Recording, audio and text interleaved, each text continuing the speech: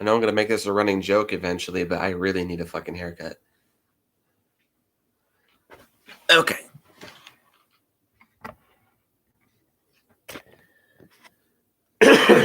Hello, Jacksonites, and welcome back to Super Kaiju Binge. Just going to get one quick thing out of the way. I am going to be doing this episode solo. Shawnee Boy was supposed to join me, but he was unable to... he was unavailable for a review tonight, and I must move on without him as I have a schedule to keep. And I know I said yesterday that I will be doing 2 videos in one day that day, but 2 things. 1, Shawnee Boy convinced me to wait. And also 2, if you might be able to tell from the sound of my voice, I came down with a cold. So plans were postponed. So I'm much better now. And now I'm back on schedule for doing 2 videos a week. And today is a bit of a surprising one. Today I will be reviewing, as I said in my previous episode, the third of Toho's 3 big 50s experiment pieces, which is a first for Toho in quite a few ways. 1957's The Mysterians, of course, directed by Ishiro Honda. So The Mysterians, I say, is a big first and a big experiment piece for Toho in many ways, and that is true.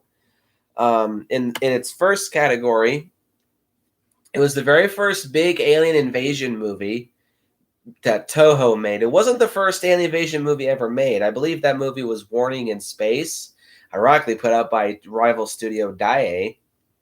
I've never seen that film, though Arrow Video is releasing a DVD of that movie soon, and I might pick it up if it wasn't $27. But yeah, The Mysterians was Toho's very first big alien invasion film. 2, it was the very first movie to feature a giant robot, that being Moguera, and that's why this movie is being reviewed. And spoilers, I will not be reviewing the H-Man and Battle in Outer Space for Super Kaiju Binge. Mostly just due to the fact that they're not monster movies. You can make your argument for the H-Man, which sure you can, but I will not be reviewing those movies for this series, so the schedule is going to be a little different. Not going to say what's coming next, but it's just going to be a little different. And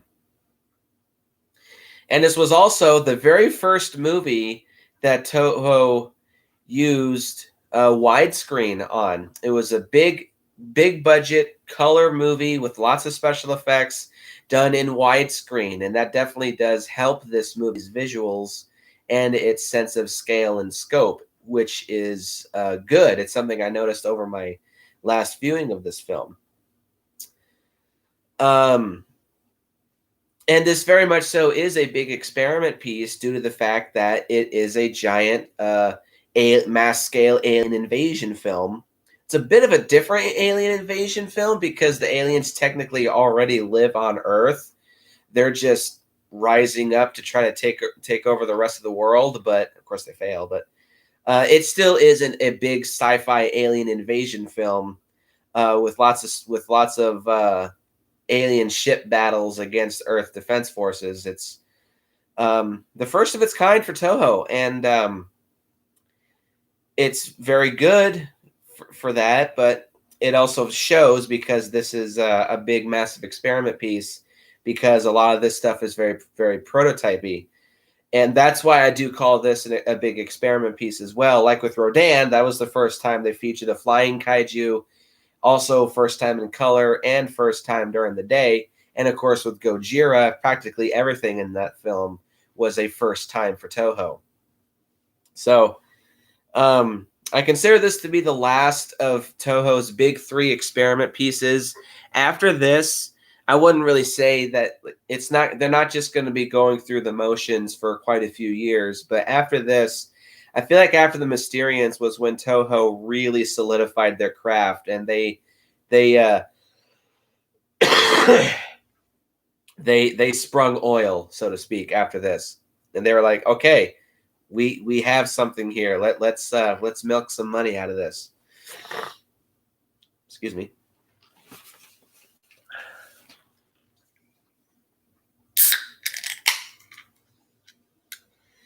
Gotta have the good old Coke Classic.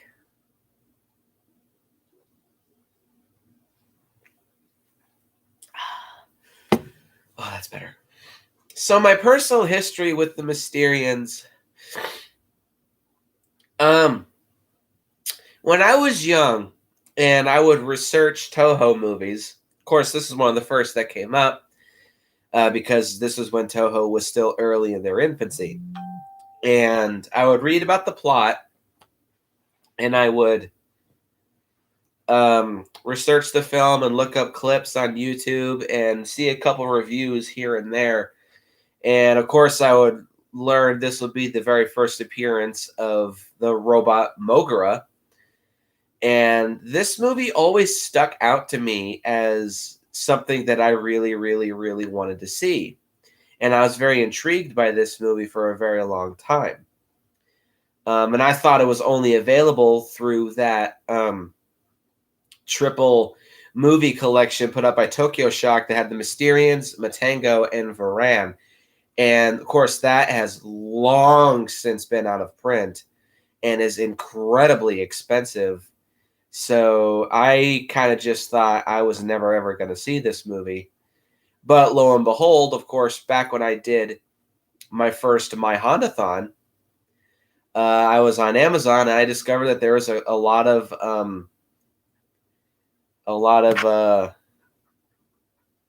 Toho films being put out individually, and they've ranged from $20 to $25 a piece. I think this was the most expensive. Wait, no, that was that wasn't. But this is one of the most expensive. This was like $27, but worth it totally.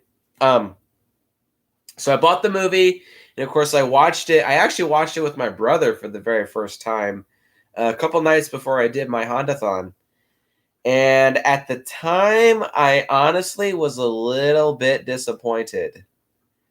And it kind of showed in my original review of my Hondathon. But since then, I've watched a couple more reviews and I've researched the movie a little bit more. And of course, I've rewatched it. This is my second viewing of the film. And I gotta say, I actually enjoyed the movie quite a bit more than my initial reviewing. So this is going to be one of those examples where a movie has gone up in positivity for me. So I do like this movie. I enjoyed it. I thought it was pretty fun. I thought it was pretty entertaining, and it more lived up to what my original expectations for the film were when I was a kid. When I would build it up in my head. So yeah, I enjoyed this movie. It's entertaining. It definitely is very prototypey, and it's not without its flaws.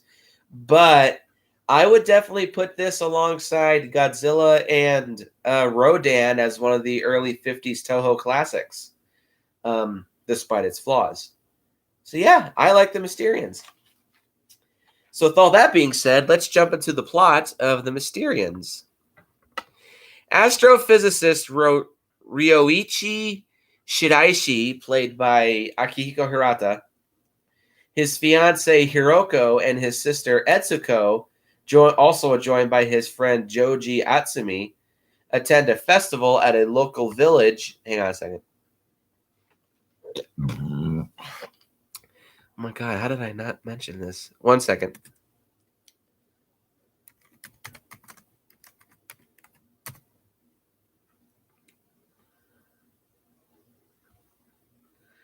Okay. These four attend a festival at a local village near Mount Fuji. Shiraishi then tells Atsumi that he has broken off his engagement with Hiroko, Hiroko being played by Momoko Kochi. So maybe this is a resurrected Dr. Sarazawa breaking things off early because he knows that she's been stepping out behind his back. He's broken off his engagement with Hiroko, but gives no reason other than an undisclosed obligation to remain in the village. Soon after this, a mysterious forest fire flares up, burning more rapidly than normal and emanating from the ground, which villagers notice that it's burning from the roots up. And Shiraishi rushes out to investigate and disappears during this confusion. The next day, Atsumi is at the local observatory where he meets with his mentor, head astronomer Tanjiro Adachi, once again played by Takashi Shimura. He hands the doctor a report written by Shiraishi that concerns a newly discovered asteroid that Shiraishi theorizes was once a planet between Mars and Jupiter. He has named it Mysteroid, mysterious asteroid. Kind of a dumb name. Whatever, it's the 50s. However, Adachi does not believe in his radical theory and also points out that the report is not complete. Meanwhile, the village in which the festival was held is completely wiped out by a massive earthquake. And while investigating the area, Atsumi and a group of officers stumble upon a giant robot which bursts out of the side of a hill. This robot, of course, being the first appearance of Moguera. 14 minutes and 27 seconds into this film, we see Moguera. It emits rays from its eyes, which decimate the investigation team, and only Atsumi and the lead police officer are the only survivors. The robot then advances to a town near Koyama Bridge that night and is met by heavy resistance from the JSDF. Excuse me. However, conventional artillery has no effect on the war machine, including fucking some twat with a flamethrower.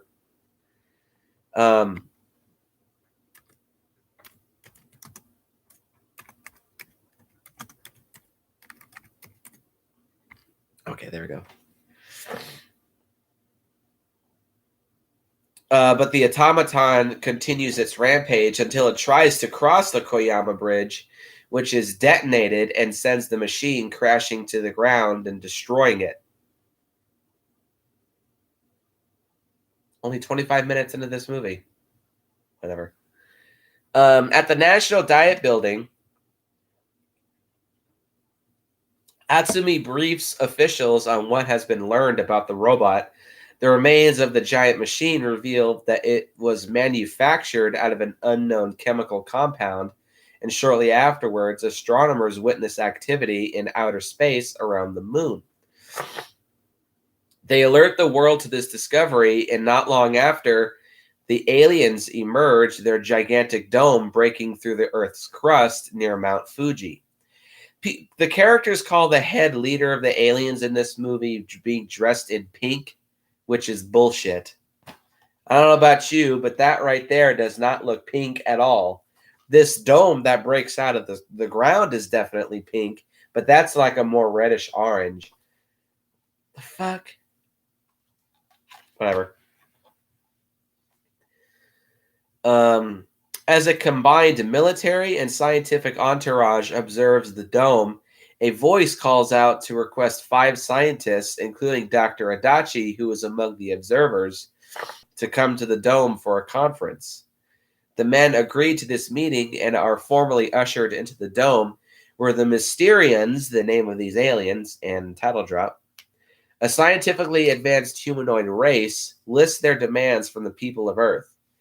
A 2-mile radius strip of land and the right to marry women of Earth. The reason for this is that 100,000 years ago on their own planet, Mysteroid, or Mysteroid, however which way you pronounce it, once the 5th planet from the sun, was destroyed by a nuclear war. Some Mysterians were able to escape to Mars before their planet was rendered completely uninhabitable. However, owing to the nuclear war, Strontium-90, which is a connection to the original Godzilla, of course, has left 80% of the aliens' population deformed, crippled, and I'm also assuming sterile. The proposed interbreeding with women on Earth would produce healthier offspring and keep their race alive.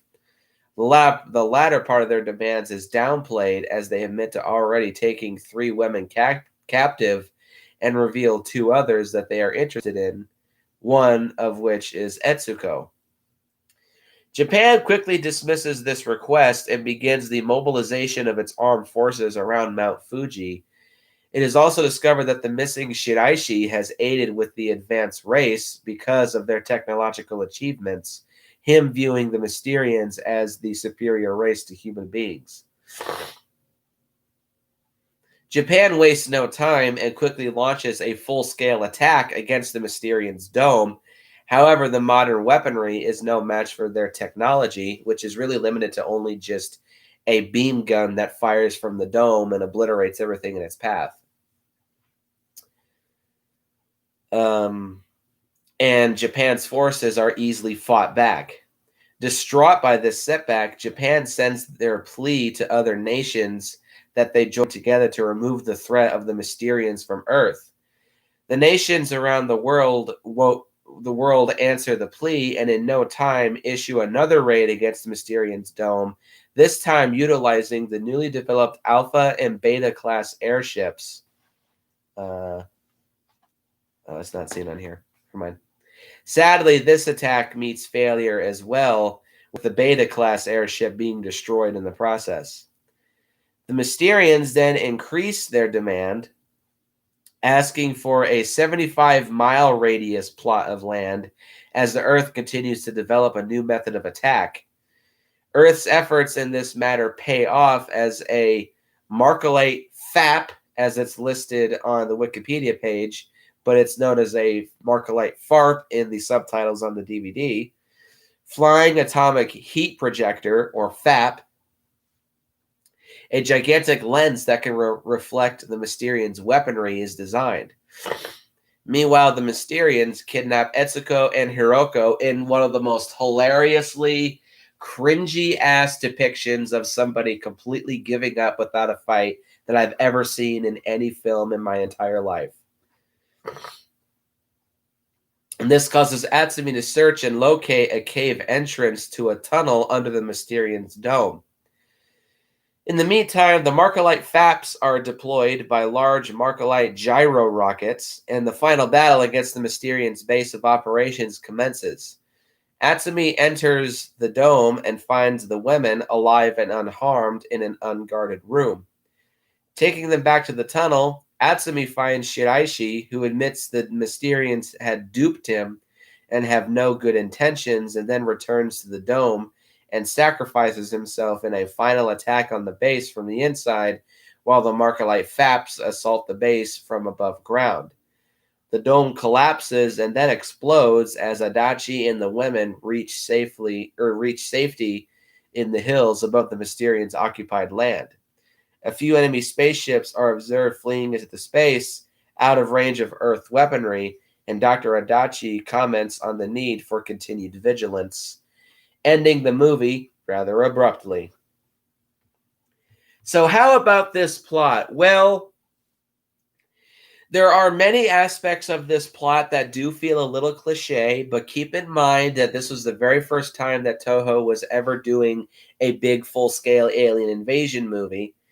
And this formula was much more perfected in its clichéness in Battle in Outer Space. Battle in Outer Space is much more of a typical style of alien invasion type stuff, where the aliens do indeed come to Earth and attack and invade Earth. Whereas here, the Mysterians already are here, and they're just trying to spread throughout the rest of the world. It's a little different, but it does feel still very similar. And there's many aspects of this plot that make it feel right at home amongst the crowd of big full-scale alien invasion movies. Though it's not quite Earth versus the Flying Saucers, which I believe also came out in 1957. That movie is exactly what you may think of when you think of a big full-scale alien invasion movie. You have flying saucers with them shooting death rays all over the place and just invading the world against the human military trying to take them down. That's exactly what you may think. And I think Battle in Outer Space is definitely the Japanese equivalent to Earth versus the Flying Saucers.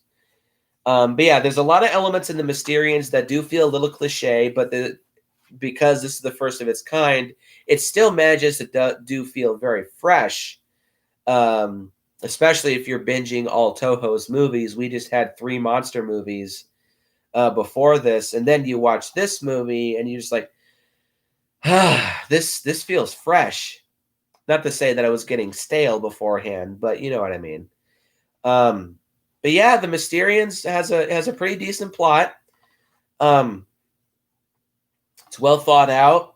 It's got a lot of stuff going on in it. I wouldn't really say there's no special allegory or message, except for the idea of having world peace. But that's much more well expanded upon in Battle in Outer Space, which is one of the good things I have to say about that film. Maybe some other time, if I do a big sci-fi epic series, I'll review Battle in Outer Space. But you can definitely see the seeds that Ishiro Honda is planting in this movie with aspirations for world peace. But I think those are kind of thrown in the third act of this movie. This is just trying to be a big, epic, full-scale alien invasion movie, and I think if it tries to do anything other than that, the movie does kind of stumble a little bit. But for the most part, I think this movie's story is well crafted, it's well told, it's very entertaining, and it's a decent movie. So with all that being said, let's get into the pros and cons of the Mysterians. I have a lot more to say about this movie than I do the first time that I did. I can't fucking believe I only had 5 pros and 4 cons with my original review of this movie.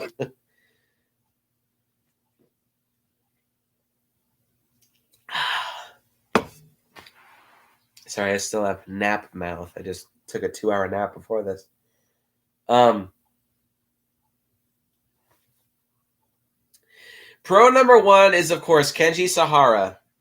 Keeping with his stream of leading roles in Ishiro Honda movies. Kenji Sahara is, of course, very good in this movie. His character really is nothing special, but he's the closest that you have to a main protagonist that's human to attach yourself to in this movie. And while he's better in other movies, I will admit, this was still kind of early in his career. In one way, I say that he's better in this movie than in Rodan is, one, he has more screen time, but also B, he has a bit more personality. Like, he's kind of a no-nonsense, like, I want to get this shit done and I want to get it done now type of character. And when he realizes that there's shit afoot with the Mysterians, he's the first one to be like, hey, should we really trust the Mysterians? Along with Takashi Shimura's character, but he's kind of just grouped in with Kenji Sahara. They both think in very similar ways, of course, them being mentor and student. But they both think in very similar ways. Like, they're among the first to kind of sniff out the Mysterians' evil scheme. And you do grow attached to those two, but mainly Kenji Sahara. I'm not going to say too much about Takashi Shimura because he's a good actor and he plays his role well in this movie. There's just not much to say about him other than he's a typical scientist. You could also kind of say the same about Kenji Sahara's character, but I attach to him more because I like Kenji Sahara. But he's not bad. He's, like I said, the closest that you come to a full-on male protagonist in this movie. And he does a good job. He's likable. He's proactive. He is intelligent. He's just a decent character. That's all I have to say. Pro number 2 is the cinematography for this movie is very, very, very good. There's a lot of wide open shots of the Japanese landscape. Again, this movie takes place a lot in a more mountainous terrain, sort of similar to the original Rodan, but it's a lot more. There is a much, much more, like, there's a lot of hills and mountains. Here, there's just a lot of flat, foresty terrain, which is very pleasant to look at, and the sets are well made, and they're well shot, and all the location shooting looks really good too. This just looks like a very a very quiet and foresty place to live in, and it's very beautiful to look at. And you'll recognize a lot of shots from this movie in later Godzilla movies as they're recycled with stock footage. Like a lot of the military infantry, what's the word, gearing up and loading up and setting up all their weapons and their vehicles and their cannons and all this. You see a lot of these shots recycled in later Toho and Godzilla movies in the Showa series. So if you're familiar with a lot of later Toho stuff and then you watch this movie, this is the inception of a lot of that reused stock footage. But here it looks very good. It's very well shot. There's a lot of excuse me, wide open scenery. There's, again, because this movie was the first big movie to use widescreen, there's a lot of really, really, really big wide shots that show off a lot of the Japanese landscape and a lot of the battles with the Mysterians and the fight with Moguera. Like, it fills up the entire screen with fire and lasers and just spectacle all around. So this movie makes very, very good use of the fact that it's shot in widescreen, and it's gorgeous to look at. Excuse me. Pro number 3 is the color photography, and the color print is a massive, massive improvement over Rodan.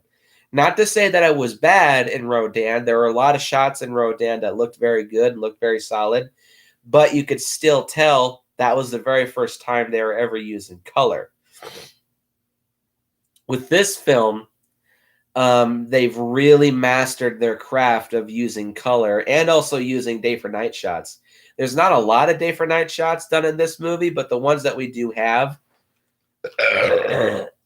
excuse me, while they're obviously still day for night shots, they do look a little bit more convincing than they did in Rodan.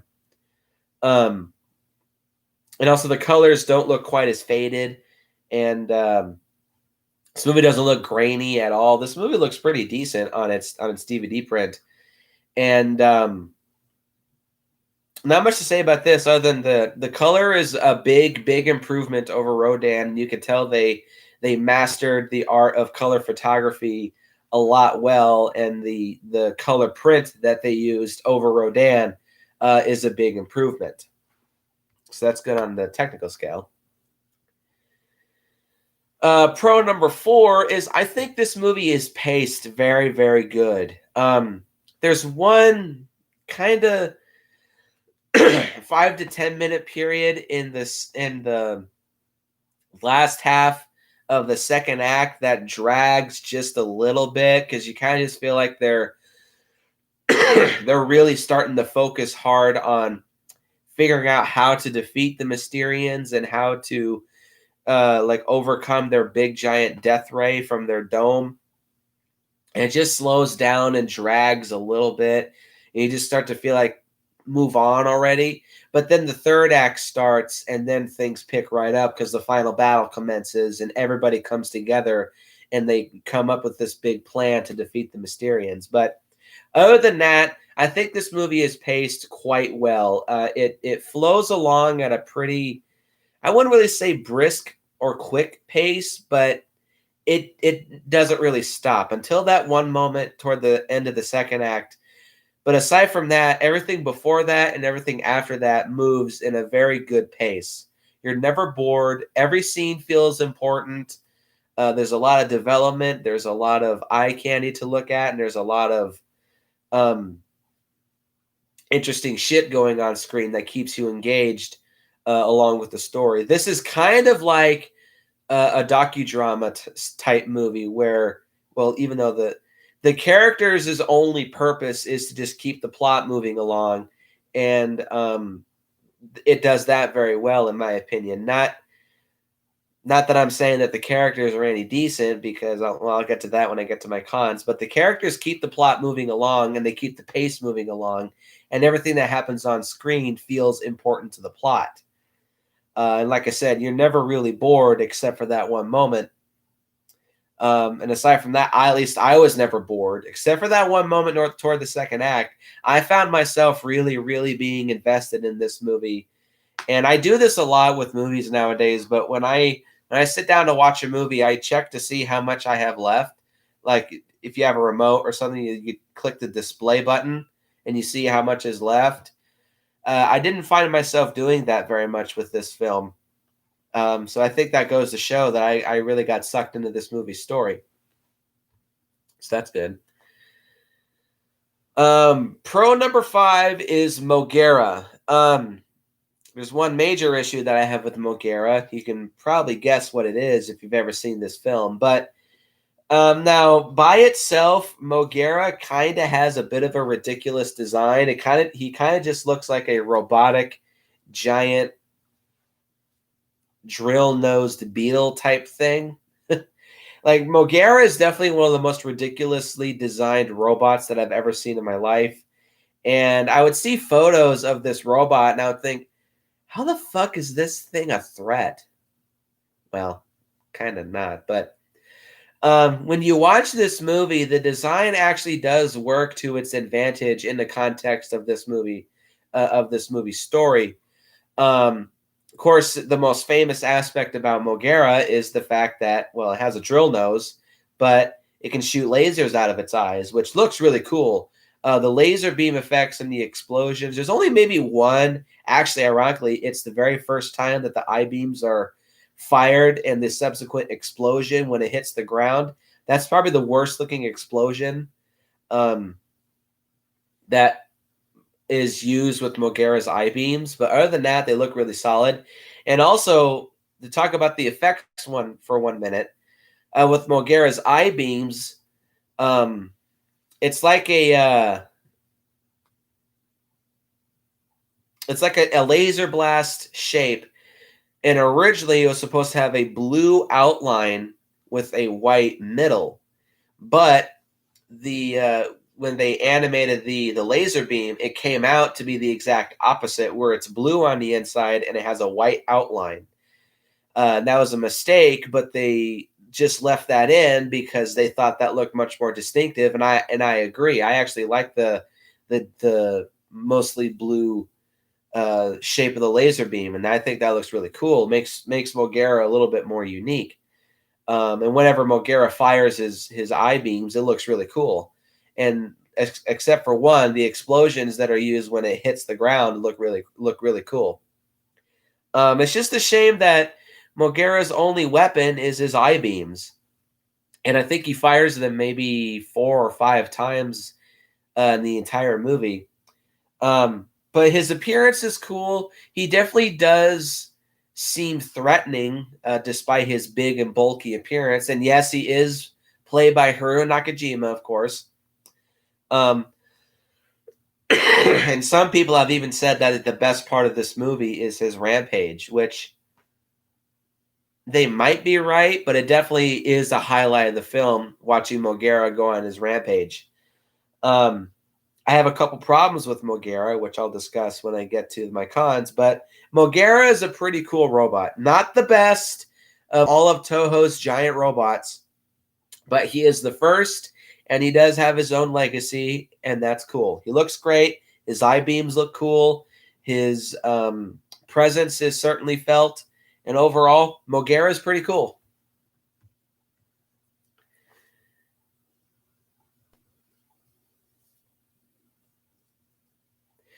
Pro number 6 is overall, this movie is very, very colorful and flashy. There's lots of course, you have the pink dome, you have Moguera's blue laser beams, you have all these laser beams that are being fired from the Markalite Faps, the Mysterian dome, and the Mysterian spaceships, and you have this dumb fuck who tries to take out Moguera with the fucking flamethrower. It looks cool, but it's just like, how the fuck are you gonna take down a giant robot with just a 50-meter tall robot with a flamethrower? Fuck. Whatever. It looks great. This movie is very, very colorful and flashy. There's always some kind of bright lights or colors that are flashing all over the place on screen when the military attack the Mysterians, or the Mysterians attack the US, or the humans, or Moguera's rampage. There's lots of explosions and lots of flashy colors on screen. And even aside from that, like the camera work, whenever there's a shot of the city, or a shot of the military mobilizing. It's very, very colorful. And Gone is kind of the dark, dreary drabness of Rodan. It works for that movie, but if they went with that tone with this movie, I don't think it would have nearly. I don't think this movie would have been as fondly remembered as it is. But this movie overall is very, very, very colorful and very pleasant to look at. Pro number 7 is the music done by Akira Ifukube, of course. Who else? This movie definitely does have a very, very, very sci-fi-esque feel. It feels like, or sounds like an alien invasion movie.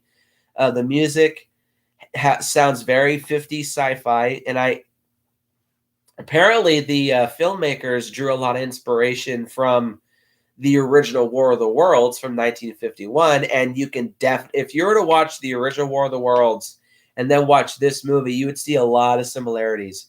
Both movies are very flashy, very colorful. There's tons of alien action going on screen, and both movies were in color. And I believe the original War of the Worlds was one of the very first alien invasion movies to be shot in color, if not the very first. So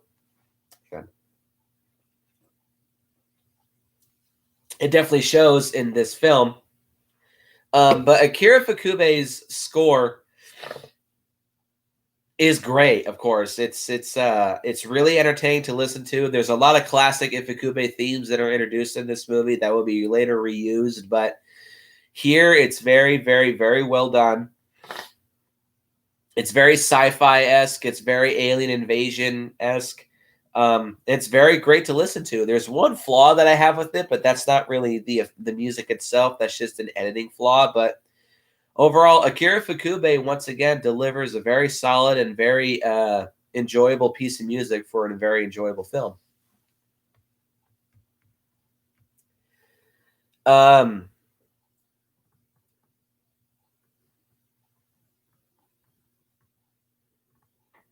Fuck, I lost count. I keep doing this.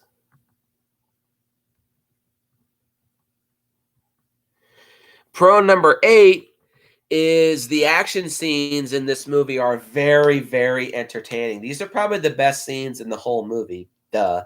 You have Moguera's first rampage. You have the JSDF's initial rampage or initial strike against the Mysterians, which totally goes belly up. You have the third action scene, which is when all of Japan and a couple other countries load up against the Mysterians and get their asses kicked. And then you have the final battle with the Markolite Farps against the Mysterians, which lasts, I think, like the last 15 minutes of the movie. And it's very entertaining. And there's lots of explosions. There's lots of animated laser sound effects. There's lots of lasers shooting all over the place. Bullets, bombs, and missiles. And the Markolite cannons shooting off their giant laser beams at the Mysterians' home base. And then, of course, you have the action scenes on the inside of the Mysterians' base where Kenji Sahara infiltrates them with their lame-ass fucking blow-dryer-ass looking fucking laser pistols. But it's still entertaining. Yeah, the action scenes in this movie are very, very entertaining. They're well choreographed. They're well shot. They're well executed. They're very loud and big and epic and bombastic in scale, and they're very, very, very fun to watch. They're easily the best parts of the entire movie. And this will lead me into pro number 9, is the special effects in this movie are top-notch. Except for one, but I'll get to that when I get to the cons. But other than that, the effects in this movie are top notch. The set design is very imaginative. It's very creative. Obviously, it's very 50s and sci-fi in appearance. But this is the first of its kind, so they're not going to get everything right. But still, you buy this as being a completely alien world, despite taking place on Earth. The inside the Mysterians base, that is. The designs are very good, even though the The Mysterian dome is very simple. It's just a big dome that glows pink with some kind of energy cannon at its top. It still looks cool, and the shade of pink that they use is very visually appealing. The designs of the Mysterian spaceships is very innovative. It's like a classic. It's like a classic UFO shape, but it looks more Japanese, I guess. The tanks look great. The sets look great. The explosions look awesome. The Moguera suit looks very, very, very well constructed, even though it looks really. They kind of pulled a prototype Gizora from Space Amoeba, where I don't think Haruo Nakajima was able to move his arms in that thing. He was just able to walk, which works because it is a giant robot, but whatever. But yeah, the Moguera suit looks very, very well made. The explosions look great. The sets look great. The Koyama Bridge looks awesome when it gets destroyed. The Markolite Farps are well designed, and they look great as well. They basically just look like giant satellite dishes on RC wheels, but they still look cool. The Alpha and Beta spaceships that the Earth makes look really cool. Overall, the special effects are fucking phenomenal in this movie, and they definitely make the action scenes that much more fun to watch. And fun fact about the Markolite Farps, the design of the laser beam that they shoot was actually Ishiro Honda saw a can of CO2 shot underwater, and he liked the look of that so much that he made that the effect of the Markolite Farps firing their laser beam. So chew on that. That's really cool. Overall, the effects are top notch, and you could tell that Toho gave this movie a decent budget, and Eiji Tsuburaya pulls it off and pulls it off very well. So yeah, great effects. So with all this good things to say about the Mysterians, let's get into the cons. I have 5. Let's get into the effects problem. The blue screen effects in this movie are terrible. This was the very first movie that excuse me, that Toho ever used heavy use of blue screen, and it shows. Every single blue screen shot in this movie looks absolutely awful. Easily the most infamous blue screen shot in this movie is you have two guys who are on a tank that are trying to kamikaze attack the Mysterian dome. And right from the bat, you can tell that it's a blue screen shot, but then they fire a shell and the blue screen completely eats the smoke and it totally ruins the effect. And you see that, you're just like, oh God, no, that's just terrible. And it looks bad. All the blue screen effects in this movie are not well pulled off. And I give them a little bit of slack because it was the first time that they ever used blue screen. So obviously the effects weren't that well pulled off. But still, the blue screen effects in this movie are not well pulled off. And it's kind of a shame because Toho doesn't really pull off blue screen work well until the late 60s, which is kind of unfortunate. Or maybe even the mid 60s, but they're not going to master blue screen effects for quite a while. So that's unfortunate. But con number 2 is the lack of Moguera. There's not enough of them. There's 2 Mogueras in this movie. The first one, of course, has a rampage of about 15 minutes, and then he's destroyed.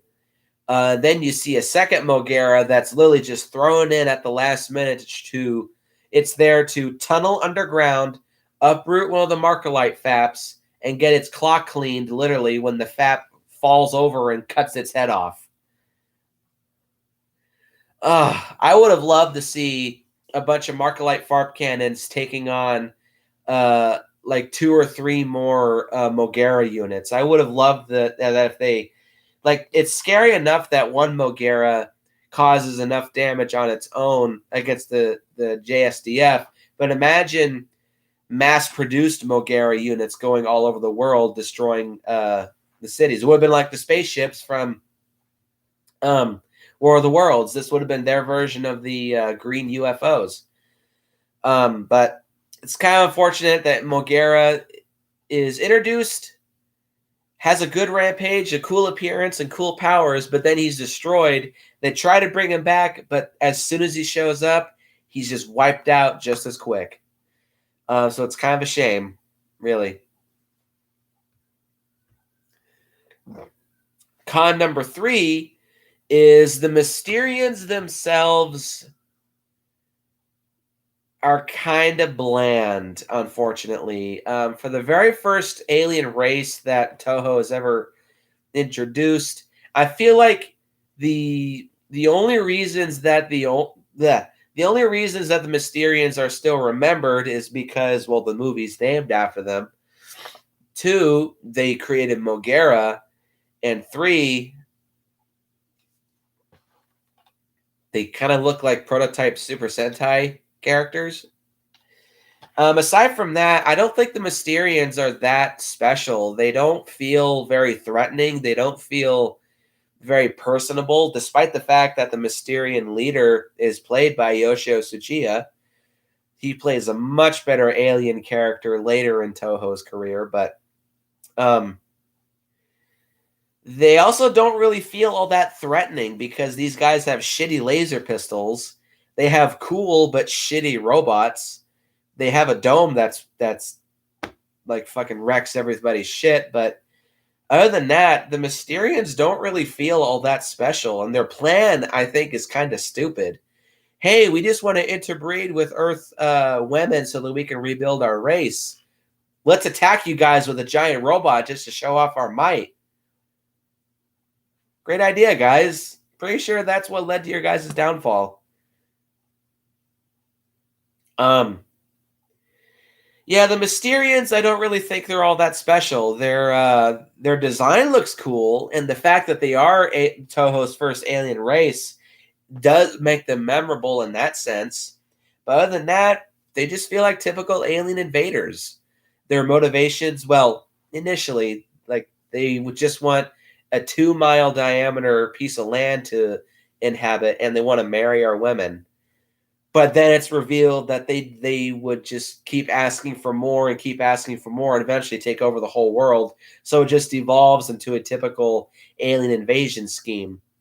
Which again, that this is the first time that they're ever doing an alien invasion story, which is cool, but still the Mysterians don't feel that special, unfortunately. And they don't really have any personality other than them just being more scientifically advanced than humans because aliens. Sorry, Toho will give us much better alien races in the future. These aren't the worst. That's the Natal from Battle in Outer Space. The aliens in that movie are just fucking stupid. But the Mysterians aren't quite far behind.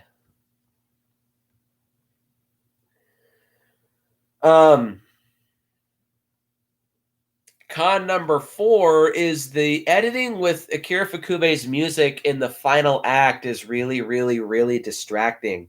You'll have these moments where you'll have a piece of epic Akira Fukube music playing, and then it'll just abruptly stop.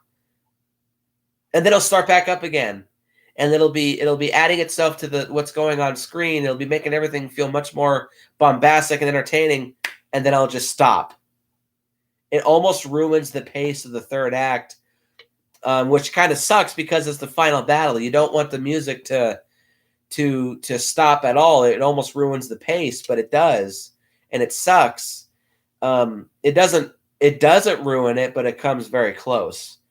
It was just like a massive pet peeve of mine. They just kept stopping the music at the worst possible time. Thankfully, the music keeps playing at the very end of the movie, but 4 or 5 times throughout the final battle, the music just abruptly stops and it almost brings the pace to a screeching halt. So it's a little annoying and it's a little jarring. And the final con number 5, this movie doesn't have a very good human cast. Most of the characters are just here to fill out a ensemble cast and to move the plot along. The acting isn't really bad per se, except for 2 characters. We'll get to them later. The acting isn't bad. The characters aren't terrible. They're just bland. They're here to fill out a human cast, move the plot along, and figure out how to kill the Mysterians. That's it. There's such a typical 50s sci-fi movie alien invasion cast that it almost makes this movie feel a lot more cliche than it is, because the cast is so generic and bland. This feels like a typical 50s alien invasion movie, but it's not, because it's Toho's first. But unfortunately, it feels like such a typical alien invasion cast. And again, none of the acting is bad. It's just their characters don't really have much personality. They just feel like they're here to solve problems, and that's it. But the biggest problem with this movie's cast is the female characters. There's really 2, but in particular, Momoko Kochi. This is easily Momoko Kochi's worst performance in any movie that she was in. Because my fucking God, her character is so bland, so boring, so flat, so deadpan, and so uninteresting. You could snip her out of the movie. Actually, you could almost snip her out of the movie and it would make no difference. But the only thing that does move the plot along in her character's corner is that she's kidnapped by the Mysterians near the end of the movie, just to create fake tension, to kind of quote Adam Noyes. Like, the only reason that the Mysterians base is discovered is because she gets kidnapped. And my God, it's one of the most pathetic excuses of putting up a fight against being kidnapped I've ever seen. And a Mysterian walks towards her. She just does, and falls in his arms. He walks toward her menacingly, and she looks scared, and then she just faints. It's so cringy, and it's so funny. It's almost impossible to take this movie seriously. It's almost impossible to take the Mysterians seriously, because there's like, wow, really? The female characters in this movie are just totally fucking useless. And again, Momoko Kochi, she's a bad actress, and this was the last movie that she ever made, to my knowledge at least, until Godzilla vs. Destroya. And thankfully there, she's at least competent, but this is easily her worst performance, and she's at her very, very, very worst in this movie. She's totally uninteresting, totally deadpan, boring, bland, and non-personable. It's not even funny. So, that's all I have to say about the Mysterians. Sorry if this review will seem to be kind of jumbling around, but I guess I didn't have as much to say about this movie. So the Mysterians, it very much so is a big experiment piece, and it is still very, very prototypey. But with all that being said, if you're a big fan of Toho's sci-fi stuff, this is the first of its kind, and I think they definitely do start out very strong. It's got a unique premise, kind of. It's got a cool giant robot. It's got fun action scenes, great special effects, awesome music, and great cinematography. And it's a very colorful movie. Like, you're definitely, it's very appealing to the eyes if you watch this movie. It's got some problems, but overall, it's an entertaining alien movie. And I still do think this is one of the more unique films in its genre. So, which is why I'll be giving this movie a 7.5 out of 10. You may recall my original rating was a 6.5, but like I said, I enjoyed this movie a lot more on my second viewing, and I might even enjoy it more the more that I watch it. It's a fun film. Check it out. Buy it. And yeah, it's fun. I will say this too. I've never watched this movie with its audio commentary, but this movie's disc does have an audio commentary with Koichi Kawakita and Shinji Higuchi. Koichi Kawakita would later go on to do special effects for the Heisei Godzilla movies, and Shinji Higuchi would later go on to do special effects for the Heisei Gamera trilogy. And I think it was Koichi Kawakita who said that he always wanted to do a remake of this movie. And I definitely do think this movie would benefit greatly from a remake. There's a great premise here that could be much better explored with updated effects and a better cast. But still, what we have here is a fun, unique, entertaining alien invasion movie. So check it out. I give it a 7 out of 10. It's a fun movie. So with all that being said, post your comments down below and let me know what you think. Hit the like button and hit the subscribe button and share this video with your friends. Before I forget, happy 66th anniversary to Godzilla. November 3rd, 1954 was when the original Gojira was released and Godzilla was born to the screen. I wanted to do King Kong versus Godzilla today, but that would have meant I actually had to rewatch King Kong versus Godzilla, and I'm not quite ready for that yet. So happy 66th anniversary to the King of the Monsters, and look forward to tomorrow's episode where we leave behind the 50s and we start with the 60s with Gorgo.